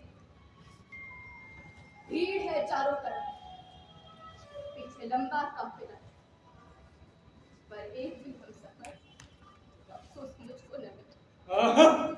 फिर वही निराशावादी कविता, अरे बेटा कितनी बार बताया, आशावादी बनो बेटा, आशावादी।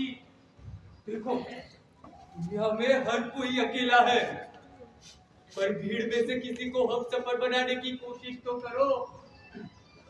हाँ बेटा, ये अकेलापन कभी काटने को दौड़ता है तो कभी कभी सुकून भी देता है। इसीलिए कहता हूँ, जो कुछ भी लिखा करो गणेश को दिखा दिया करो। अरे मेरी जगह बहुत संशोधन कर दिया करेगा। और वैसे भी मैं जब भी गणेश की लिखी कविता सुनता हूँ या पढ़ता हूँ तो लगता है कि मेरी रानी बिटिया की कविता सुन रहा हूँ। संगत का असर हो सकता है। बिल्कुल हो सकता है, क्यों नहीं हो सकता। संगत का असर। क्या ये तुम्हारे बाबा भी क्या बात लेके बैठ गए। ये सब छोड़ बेटा, कल ना मुझे एक जरूरी कॉन्फ्रेंस के लिए इलाहाबाद जाना है। तब तक तुम अपना ध्यान रखना, ठीक है। अभी मैं चलता हूँ।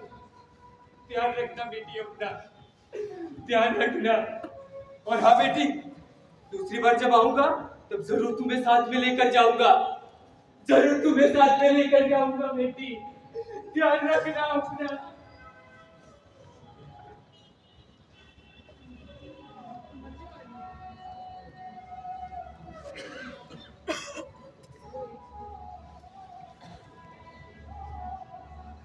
भीड़ है चारों तरफ, पीछे लंबा काफिला।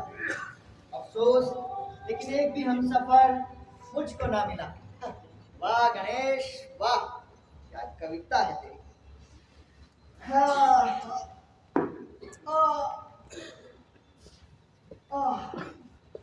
रात भर बैठना, घंटों जागना, फिर ये सफर, उफ, और दुखने लगता है।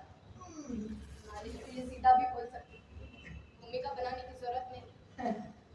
पता चल ही गया है तो कर ही दो मालिश।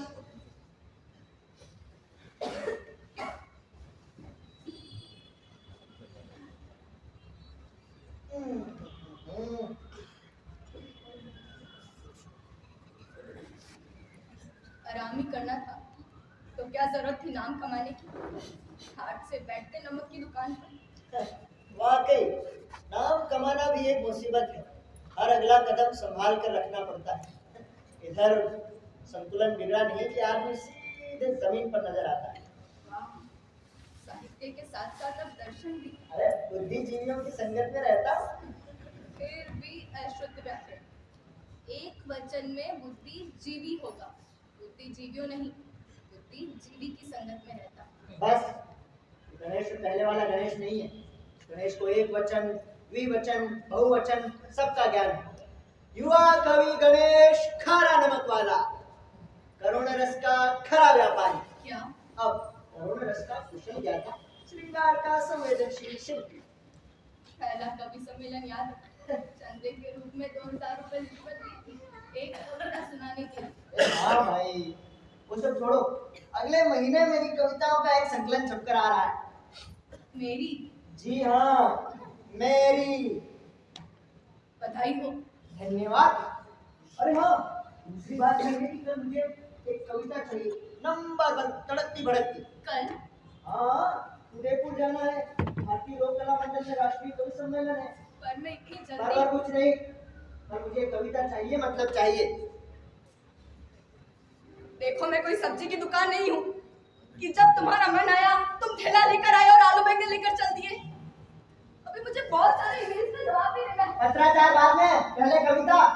अरे तुम्हें तो खुश होना चाहिए, तुम्हारी कृति इस घर की चौखट जो किसी लक्ष्मण रेखा से कम नहीं है, उससे बाहर जा रही है। वरना तुम और तुम्हारी कविता दोनों इस चार दीवारी में दफन हो जाते। याद है ना, मैंने तुम्हारी कविताओं को जीवित रखा है। बात करती है, कल मुझे कविता चाहिए।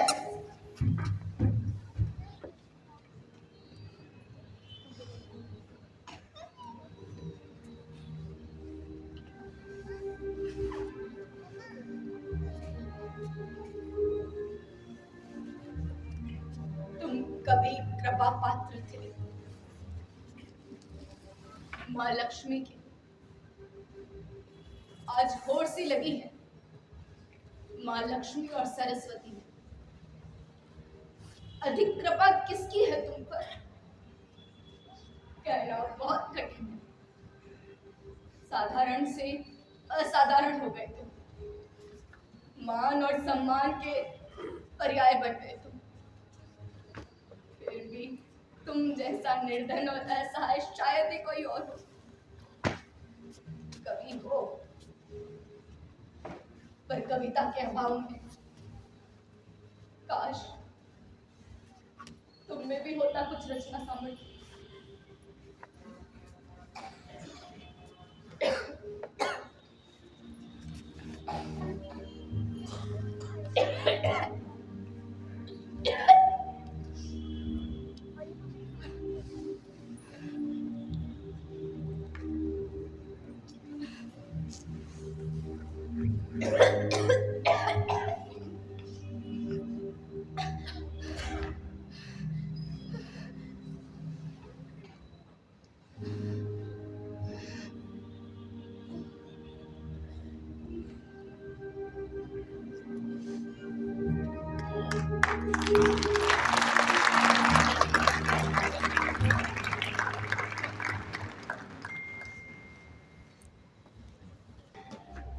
पता लगते ही इलाज शुरू कर दिया। उससे ज्यादा हम क्या करते हैं? यदि हमारी ही गलती है तो उन्हें कितनी बार कहा था कि नमक के लिए गोदाम ले लो। अफसोस इसी बात का है कि हमने उसकी बात नहीं सुनी। इसे पता था कि ये सब कुछ इतना जल्दी हो जाएगा। मेरा गणेश कुछ बोलता ही नहीं है, चुपचाप अपने कमरे में बैठा रहता है। अरे इतने फोन आ रहे हैं, ना फोन उठाता है ना किसी से बात करता है। सुनी सुनी आंखों से बहू की फोटो को निहारता रहता है। मैं इस पे क्या करूं? मुझे लगता है शायद उसका साथ इस कहानी इतने ही वक्त का लिखा था। कैलाशनाथ, वो कैलाशनाथ, एक अखबार में चिट्ठी छपी है यार। क्या? प्रसिद्ध युवा कवि गणेश का कविता से संन्यास। क्या? मैंने जैसे ये खबर पढ़ी सीधा तेरे पास चला आया। मुझे भी इस बात का पता अभी अभी तुमसे चल रहा है। मुझे किसी से कुछ कहता ही नहीं। देखो कैलाशनाथ, रचना के जाने का दुख हम सबको है। तो नवा नवा ब्याह होया था। एक दिन असी सारे अनु संसार छटना है। किसी के जाने से दुनिया नहीं रुक जाती। समय सबसे बड़ा मानव है। वाले वाले फिर सब पुराने टर्रे पर चलने लगता है। वो ऐसे में हम जीना तो नहीं छोड़ देते। अचानक ये सब क्या हो रहा है? मुझे तो कुछ समझ में नहीं आ रहा है। सच सच बता, कहीं तूने तो कुछ नहीं कहा? मैंने? हाँ तूने, क्योंकि बिना तेरी मर्जी के तो इस घर में कुछ होता है नहीं। कुछ भी करने से पहले तेरी सहमति जरूरी है। नहीं खन्ना साहब, कोई बात नहीं। सब समझदार है, सब अपना फैसला स्वयं लेते हैं। जी नहीं, इस घर की कोई भी बात मुझसे नहीं छिपी है। तुम्हारी नजर में गणेश अभी भी एक बच्चा है और तुम चाहते हो कि वो जिंदगी भर तुम्हारी उंगली थाम के चलता रहे। क्यों भला? वो भी एक इंसान है जिसकी अपनी इच्छाएं हैं, अपने विचार हैं। कभी तो गणेश को गणेश बनकर जीने दो। अरे तो तुम कहना क्या चाहते हो कि मैंने गणेश का जीवन बंद कर रखा है? मैंने की पूछ दे हो, अपने आप न पूछो। गणेश अब पहले वाला गणेश नहीं है जो दुकान पर बैठकर कविता लिखेगा। वो एक नामी ग्रामी कवि है जिसकी अपनी इज्जत है। मुझे भी ख्याल है उसकी इज्जत का। ख्याल होता तो उसे दुकान पर ना बिठाते। मैं पूछता हूँ, क्या गणेश के बिना दुकान नहीं चल सकती? देख खन्ना, खाली समय में कोई अपना काम करने में से छोटा नहीं हो जाता। अभी हमारा खानदानी पेशा है तो सालों साल से चला रहा है। लेकिन है कितने लिखा है कि जो उपकार बाप ने करना है वो औलाद ने भी करना अरे है। ऐसा लिखा नहीं है, लेकिन ऐसा होता जरूर आया है। तुम क्या समझते हो कि एक श्रृंगार का बेटा के कभी चमड़े का व्यापार करेगा? लो जी, मैं बुराई क्या है? और फिर व्यापार के अलावा भी ऐसे बहुत से काम हैं जो किए जा सकते हैं। तुम्हारी चली होती तो गणेश जिंदगी भर गोबर गणेश बना रहता। तो चंद दिनों में उसने कितना नाम कमा लिया और तुम लगे रहे नमक के व्यापार में। तो पैसा कमाने के अलावा तुमने और कुछ कमाया? देखो कैलाशनाथ, तुम आज जो कुछ हो वो गणेश की बदौलत हो, उसकी कविता की बदौलत हो। देखना कौन है तो मैं।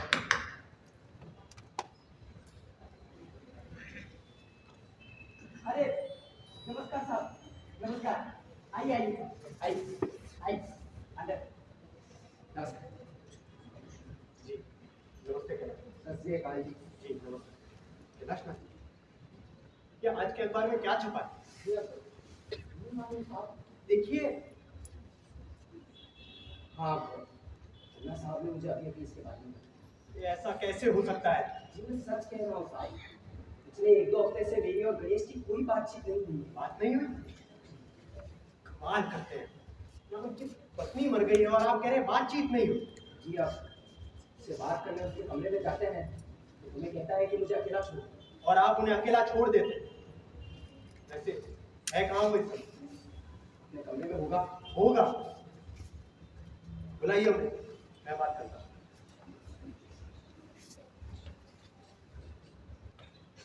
और जी कहते हैं कि जो आनी दीवानी होती है कोई किसी की सुनता ही नहीं। आपने उन्हें समझाने की कोशिश की, क्योंकि मुझे तो खुद अभी इस अखबार से पता लगा। तो फिर आप कैसे कह सकते हैं किसी की नहीं? जी साहब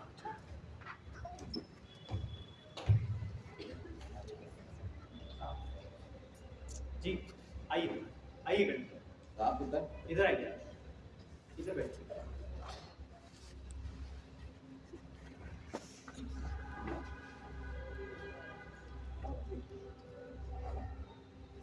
बेटा गणेश, पुलिस फैसले से तेरे चाहने वाले बहुत चिंतित हैं। देख बड़े साहब तुझे इतना पसंद करते हैं कि वो दौड़े दौड़े चले आते हैं। तू समझ रहा है ना बेटा मैं क्या कह रहा हूँ? सोच समझ कर फैसला ले बेटा। गणेश गणेश गणेश, ये क्या है बेटा? ये जो भी अखबार में छपा है ये सच है क्या? जी बिल्कुल। पर बेटा एक बार ठंडे दिमाग से सोच लेते तो। हम भी इन्हें अभी यही। नमस्ते दिवाकर, आइए जीते रहो। आइए इधर बैठिए।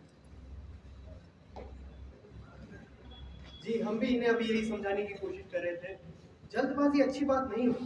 हाँ बेटा, जल्दबाजी अच्छी नहीं होती। और अभी अभी तो तुमने लिखना शुरू किया था। इसलिए अभी अभी खत्म भी कर दिया। पर गणेश जी घर पर है क्या? हाँ यही है, आ जाइए। नमस्ते। नमस्ते। अरे माफ करिएगा, मैंने आपको देखा नहीं। जी आइए बैठिए।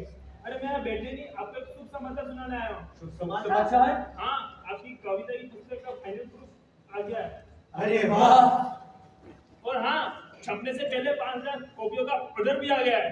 बधाई हो, बधाई हो, बधाई हो, बधाई हो दिवाकर। छपने से पहले एक बार आपको दिखाना आया हूँ। कुछ फेर बदल करना हो तो बता देना। जी बिल्कुल करना है। आप एक काम कीजिए, इस किताब से मेरा फोटो हटाकर ये फोटो लगा दीजिए,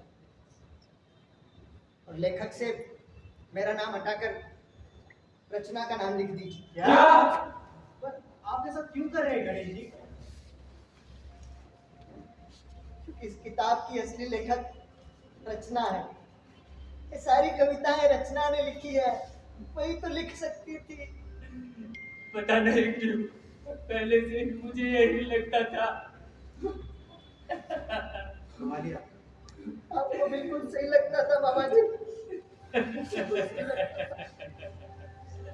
आखिर एक दिन तो ये सबको पता चलना ही था, अभी चल गया।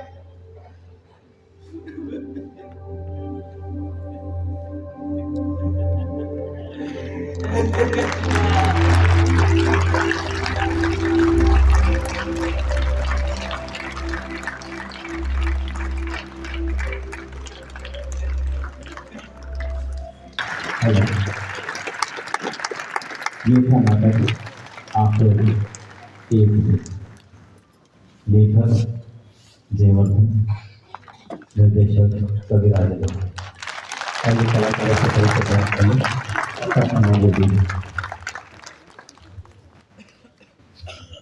शिवांगी तिवारी, पायल मेलारी, दिव्यांशु नागना, सुधांशु आठा, देवेश कुमार पांड्या, प्रदीप जैन, राम गोदाना, प्रफुल्ल भट्ट।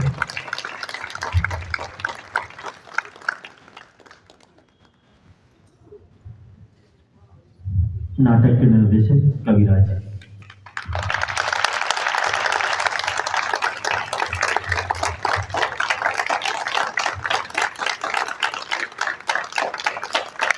प्रकाश कुणाल मेहता, राजकुमार मौर्य।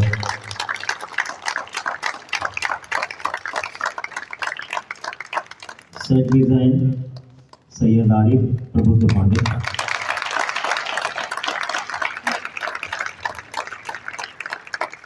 कॉस्ट्यूम अनुकंपा।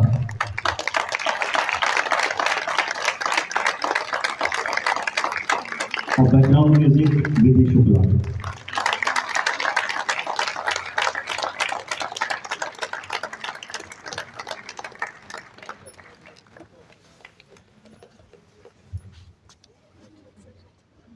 तो ये थी इस समारोह की चौथी प्रस्तुति। कल सुबह 10:30 बजे एक छोटी सी प्रस्तुति होगी। पास जो ऑडिटोरियम है, गोविंद कठपुतली ऑडिटोरियम में, बहुत छोटी सी प्रस्तुति है, उसमें भी आप पधारें। वसुधैव कुटुंबकम उस प्रस्तुति का नाम है। इसके अलावा हम एक बहुत खूबसूरत प्रस्तुति करने जा रहे हैं 14 मार्च को। साहिर लुधियानवी साहब की एक बहुत ही खूबसूरत नज़्म है परछाइयाँ। परछाइयाँ जो है वो वर्ल्ड पीस की बात करती है, इस विश्व से वॉर को खत्म करने की बात करती है। आप सभी उसमें साथ आमंत्रित हैं। आप सबके पधारने के लिए बहुत बहुत धन्यवाद। शुभ रात्रि।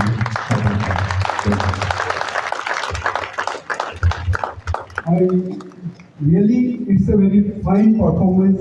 Thank you to all. Thank you very much. आपको अच्छा लगा। Thank you very much.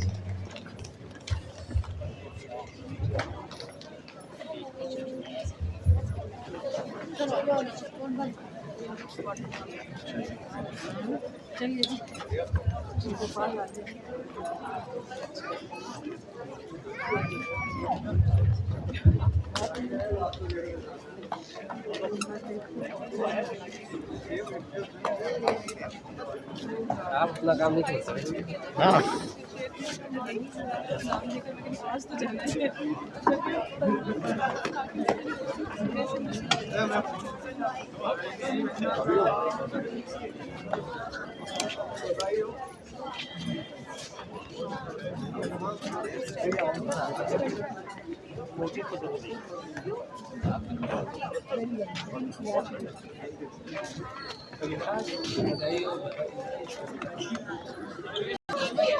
अच्छा लगा आप लोग आए। अरे विशाल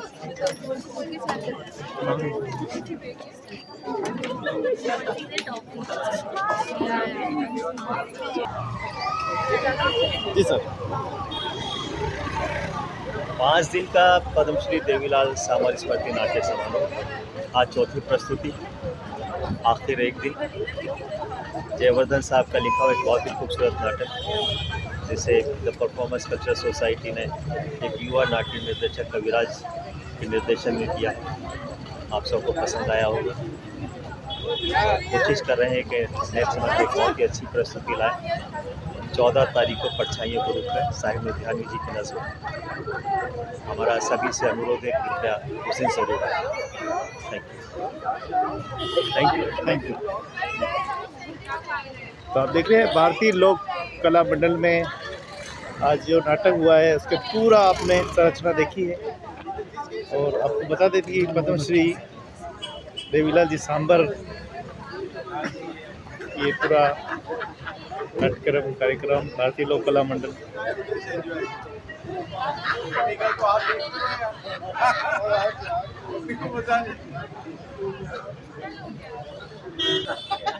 जो आज नाट्यक्रम आज भारतीय लोक कला मंडल में हुआ है उसे सभी ने श्रोताओं ने बहुत ही ध्यान से देखा है और आप देख सकते हैं कि नाटक के माध्यम से क्या कुछ संदेश था। जी साहब, स्वागत है। नाटक के माध्यम से जो परिवारों में जिस तरह का संवाद और विवाद चलता है और जिसमें एक रचनाकर्मी और पैसा, रचना और पैसे के बीच का जो अंतर्विरोध है, इसको ज़बरदस्त ढंग से उभारा और जो बच्चे थे जिन्होंने भूमिकाएं निभाई वो बेहतरीन थी। डायरेक्शन बढ़िया था, म्यूज़िक सब अच्छा था और एकदम कसा हुआ था। काफ़ी मेहनत की बच्चों ने, सबको बधाई देनी चाहिए। तो आप देवीलाल जी सांबर की स्मृति में ये जो कार्यक्रम हो रहे हैं, निरंतर ये प्रोग्राम होते रहते हैं और आप तो इसमें भाग लेते रहते हैं, क्या कुछ कहेंगे? खड़े सभी नाटक वाले ही हैं लोग। हाँ, संस्कृति को बचाने के लिए वास्तव में ये कदम और भी नाटक कलाकारों को और पारदर्शिता लानी होगी। संस्कृतियाँ यहाँ दो है, एक तो वो जो 5% लोगों की संस्कृति है, एक वो है जो 90% लोगों की संस्कृति है। तो जो लोक संस्कृति की देवीलाल सांबर बात करते थे, उसको बचाने के लिए और अधिक प्रयास करने की ज़रूरत पड़ेगी। ये केवल इससे काम नहीं चलेगा। जी साहब, आपको बिल्कुल आप सही बता रहे हैं। सर ने बताया जैसे परिवार साहब ने कि संस्कृति बचाने के लिए जिस तरह से प्रयास हो रहे हैं वो निम्न स्तर पे है, लेकिन थोड़ा सा और कोशिश हो और काम हो। आगे उदयपुर का नाम जो वर्ल्ड मैप पे है वहाँ और बढ़े। और हमारे सीनियर हैं सब जने, तो दादा हैं शैलेंद्र जी, समीर बनर्जी हैं, पालीवाल साहब हैं, ये मैम भी हैं, इन्होंने भी प्ले कर रखा है। तो इतना सालों से प्ले कर रखे हैं और ये मुस्तैदी के साथ लड़ गए हुए हैं कि अगर प्ले नहीं कर रहे हैं तो आके देख रहे हैं, तो बहुत बड़ी बात है। तो इस तरह से सब जने इकट्ठे होकर कलाकार और आगे इसको लेके जाए तो बहुत अच्छी बात है। तो ये बस होना चाहिए। जी दादा, नाट्यक्रम ने देश को बहुत कुछ दिया है। छोटी सी बात को बहुत ही सरलता से बड़े बड़े काम आसान हो जाते हैं।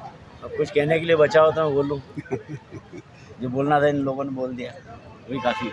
फिर भी नाटककार जितने भी हैं देश में, उनके लिए क्या मैसेज है आपका? कोई खास मैसेज नहीं, अच्छी मेहनत करें। जी, आप कुछ कहना चाहिए? नाटक को लोगों के बीच में अधिक से अधिक ले जाना चाहिए और नाटक को लोकप्रिय करना पड़ेगा और कोशिश ये करनी पड़ेगी लगातार कि अधिक से अधिक लोग आएँ और जनता के बीच में उसको किया जाए। जैसे कुछ साथी नुक्कड़ नाटक वगैरह कर रहे हैं, तो सिर्फ यही नहीं है, नुक्कड़ नाटक वगैरह भी करना चाहिए और इसको नाटक को जनता के बीच में लोकप्रिय करना पड़ेगा और जिसमें आम जनता के मुद्दों को सामने लेना पड़ेगा। जैसे महंगाई है, बेरोजगारी है, वो जनता की ज्वलंत समस्याओं को सामने लेकर एक रास्ता दिखाना बिल्कुल बिल्कुल आज के समय की मांग। ये चिंतन का विषय भी है। हाँ, सांप्रदायिकता जिस तरह से है, जिस तरह का जहर इस समय बोया जा रहा है, उसको लोगों के बीच में एकता और भाईचारा की भावना को भी सामने रखना पड़ेगा। बिल्कुल। एक बात और है इसमें कि नाटककार को साहित्यकारों से अलग नहीं मानना चाहिए। नाटक भी साहित्य का एक हिस्सा ही है और साहित्य कैसा होना चाहिए इस वक्त में, इसके बारे में साथियों ने बात की है। जैसे इस वक्त आप देखिए कि दुनिया में युद्ध का माहौल छिड़ा हुआ है, जिसमें दुनिया में बेशर्मी पूर्वक इजराइल फिलिस्तीनियों को मार रहे हैं, जिसमें बच्चे और औरतें सबसे ज़्यादा मारी जा रही हैं। हमारे यहाँ तानाशाही का एक तरह का बोलबाला है। तो ऐसे में तानाशाही विरोधी, युद्ध विरोधी, मानवता के लिए लोकतांत्रिक लोगों के हकों के आवाज़ के संदर्भ में साहित्यकार लिख रहे हैं। उन बातों को और आगे लाना चाहिए और नाटककारों को भी ऐसे ही रचनाएं आगे से आगे बढ़ानी चाहिए और जो पहले ऐसी रचनाएं हैं उनको भी प्रचारित करें। बहुत बहुत धन्यवाद। जी सर, आज जो ये नाटक प्रस्तुत किया गया है, एक व्यक्ति के अंदर बहुत सारी प्रतिभाएं छुपी होती है। कोई न कोई प्रतिभा को अपने परिवार का सदस्य बाहर लाता है, जैसे उस पत्नी ने प्रयास किया था। नाटक के माध्यम से क्या प्रसंग था, क्या कुछ कहना चाहते हैं? हम यही कहना चाहते हैं कि कभी कभी जो आपके हिडन टैलेंट है उनको खुद ढूंढना पड़ता है। और दूसरी चीज़, अगर आपका टैलेंट किसी और की वजह से है तो हमें ये भी एहसानमंद रहना है कि किस वजह से वो टैलेंट आया, तो उस इंसान को या उस प्रतिभा को कभी ना भूलें और अपने हिडन टैलेंट को कभी छुपाए ना, उसको बढ़ाने की ही कोशिश करें। जी, एक नाटककार की भूमिका कितनी बड़ी होती है देश में, कलाओं में, साहित्य में, लोक कलाओं में, क्योंकि आज का युद्ध नाटकों से कटकर बेसिक आधुनिक युग की ओर बढ़ रहा है। आपको क्या लगता है कि इस संस्कृति को बचाना हमें बहुत ज़्यादा ज़रूरी है, क्योंकि यही एक ज़रिया है अपनी बात कहने का या समाज की बात को एक मास के थ्रू कहने का। अगर एक नाटककार गलत राह पे जाएगा तो जिन 1500 लोगों को वो अपनी बात कह रहा है वो लोग भी गलत राह पे जाएंगे। ठीक उस तरह की अगर हम एक गलत फिल्म देखते हैं तो हमारे मन में गलत थॉट्स आते हैं, ऐसे अगर हम एक गलत नाटक देखेंगे तो हमारे मन में गलत थॉट्स आएंगे। लेकिन अगर हम उस नाटक के थ्रू कुछ थॉट्स किसी के अंदर जगा पाएँ या सिर्फ सोचने में मजबूर कर पाएँ तो आई थिंक वो सबसे बड़ी सफलता होगी। धन्यवाद।